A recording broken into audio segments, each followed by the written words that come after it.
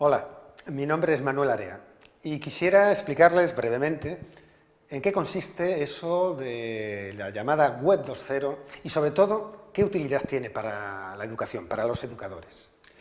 Para hablarles de la Web 2.0 tenemos que irnos al concepto clave de Internet. Internet, ya todo el mundo lo conocerá, es un conjunto de ordenadores interconectados a nivel mundial. Realmente yo diría que Internet no existe físicamente, ¿no?, como un sitio que podemos encontrar. Es, como alguien lo define, como una especie de nuevo espacio donde los humanos podemos hacer muchas cosas. Y por centrarlo en el tema que nos ocupa, podríamos definirlo como un espacio para el conocimiento, la comunicación y la educación. Internet vendría a ser, por decirlo de algún modo, la tecnología representativa de la sociedad del siglo XXI. Lo que ocurre es que Internet no es algo que sea estático, como decía antes, sino es algo que está en constante movimiento, transformación, en evolución.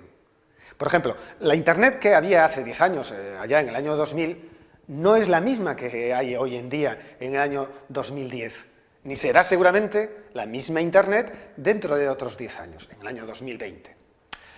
El hablar de la Web 2.0 significa, es una etiqueta, una forma de nombrar lo que es la Internet tal como la conocemos en este presente, en este final de la primera década del siglo XXI.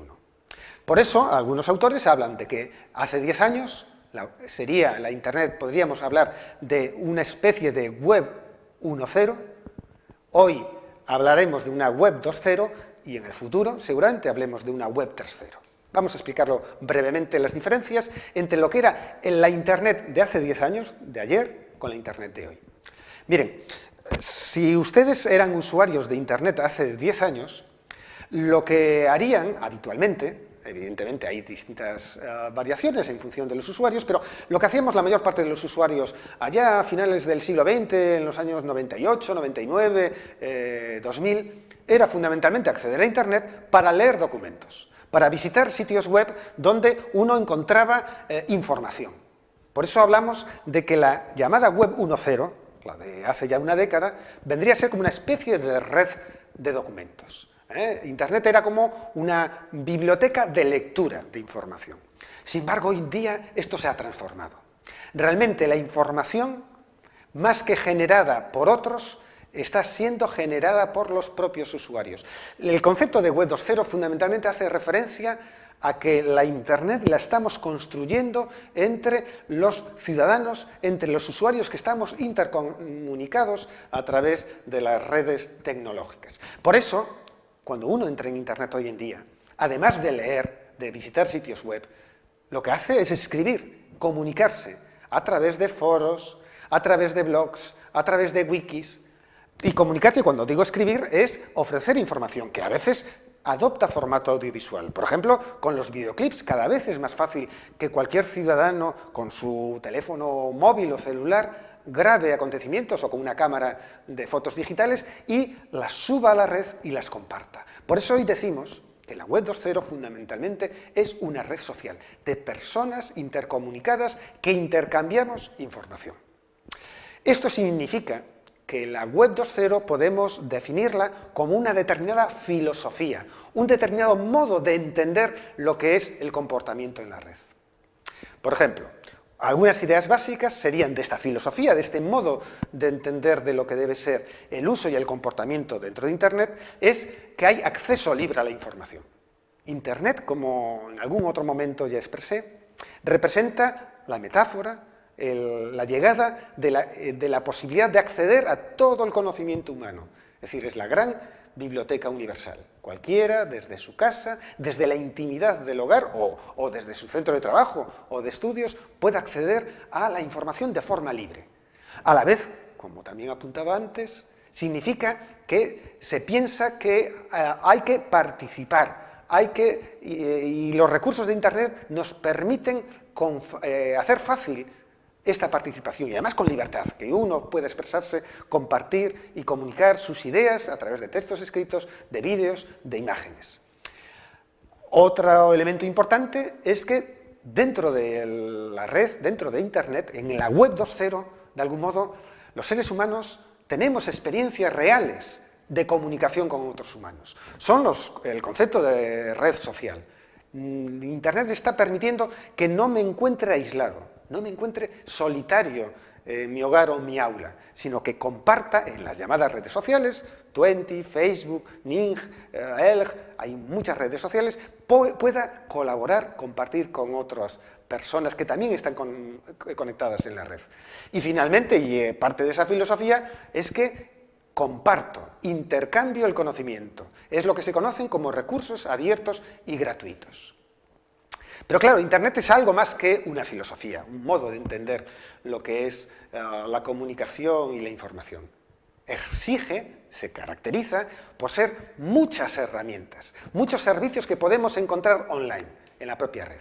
Hay una maraña tremenda, una selva de recursos que están ahí disponibles. Ahí pueden ver algunos de ellos, de ejemplos, desde Gmail, Google, Flickr, Skype, BitTorrent, Blockline.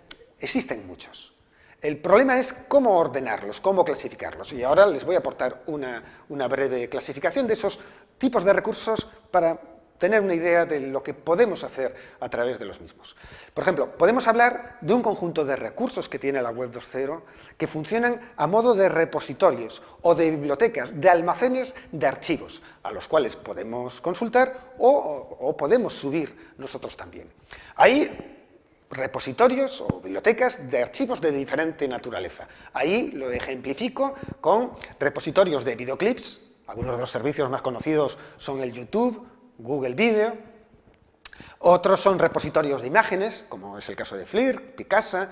De sonidos, podemos encontrar sitios con multitud de archivos de sonidos para reutilizar, el Clickcaster, de presentaciones multimedia, de PowerPoint o de otro tipo de software como es SlideShare, o los intercambios de archivos, los conocidos como peer-to-peer. A la vez podemos encontrar otro conjunto de recursos que nos sirven para la comunicación, para la configuración de una comunidad virtual o red social. En ese sentido podemos hablar, por ejemplo, de comunidades virtuales de propósito general para encontrarnos amigos, para el ocio, como Twenty, Twitter, Facebook, etc. Pero también hay otro tipo de redes más focalizadas temáticamente que son muy útiles a nivel sobre todo a nivel de uso profesional y de intercambio entre educadores, como el caso de Ning, Elg, Groups. Hay otros servicios de la web 2.0 que nos permiten publicar, es decir, expresarnos con facilidad. Los más conocidos son los blogs. ¿Quién no tiene hoy en día un blog? Y digamos los dos servicios más empleados, como pueden comprobar, son los blogs a través de soportes como Blogger o WordPress, las wikis. El ejemplo más claro y conocido de las wikis son esa gran enciclopedia o diccionario mundial que es la Wikipedia, que nos permite la escritura colectiva, la construcción colaborativa del conocimiento. Para educadores podemos utilizar sitios como Wikispace o también editores HTML online, que hay muchos para poder construir páginas web o utilizarlos como si fueran recursos de Office. Bueno, todo este conjunto de recursos de la web 2.0 se proyectan o se traducen en diversas prácticas educativas de lo que conocemos como e-learning o teleformación. Brevemente. Hace 10 años, por ejemplo, los educadores, para poder utilizar la Internet como soporte para nuestra docencia, creábamos sitios web de nuestra asignatura en formato HTML, eran páginas estáticas. Hoy en día ya utilizamos lo que se llaman plataformas o software que nos permite crear aulas virtuales. El ejemplo más claro y más conocido y más extendido es el caso de Moodle. Sin embargo, en estos momentos, gracias a los recursos múltiples de la web 2.0, podemos hablar también de una nueva fase del e-learning, que también podríamos denominar como e-learning 2.0. ¿En qué consiste básicamente? Pues en que utilicemos los recursos para que nuestros estudiantes puedan aprender a través de la lectura, la búsqueda de información y de la escritura, de la comunicación a través de Internet. Insisto, escritura entendida no solo como texto escrito, sino también como texto audiovisual.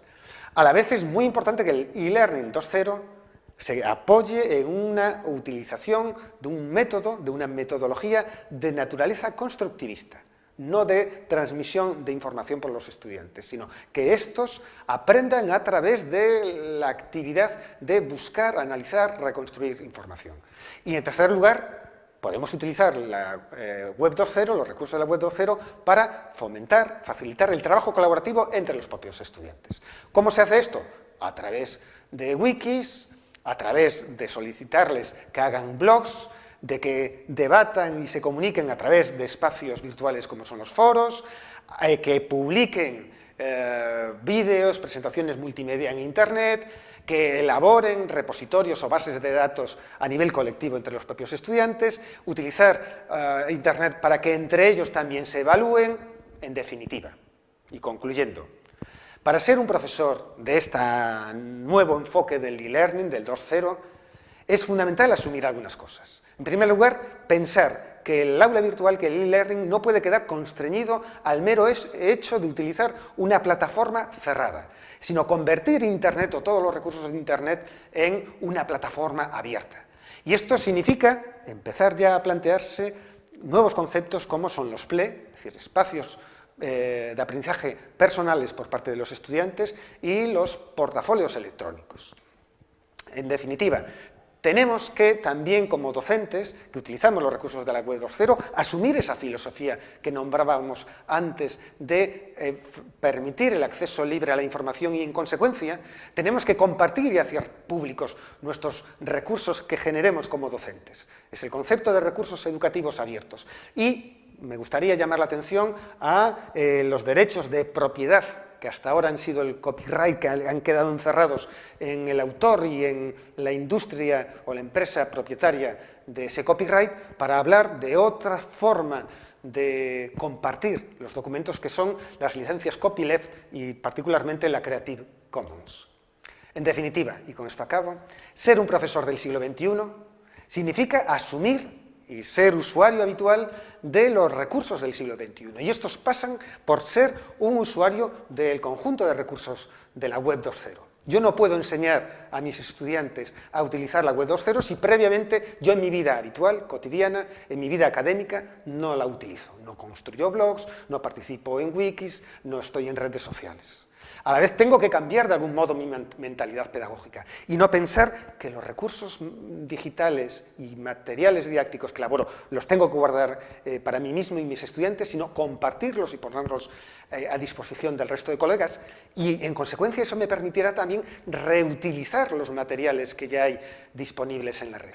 Y evidentemente esto implicará cambiar mis prácticas de enseñanza, mis prácticas didácticas, donde organice actividades para que los estudiantes construyan ellos el conocimiento y trabajen de forma colaborativa.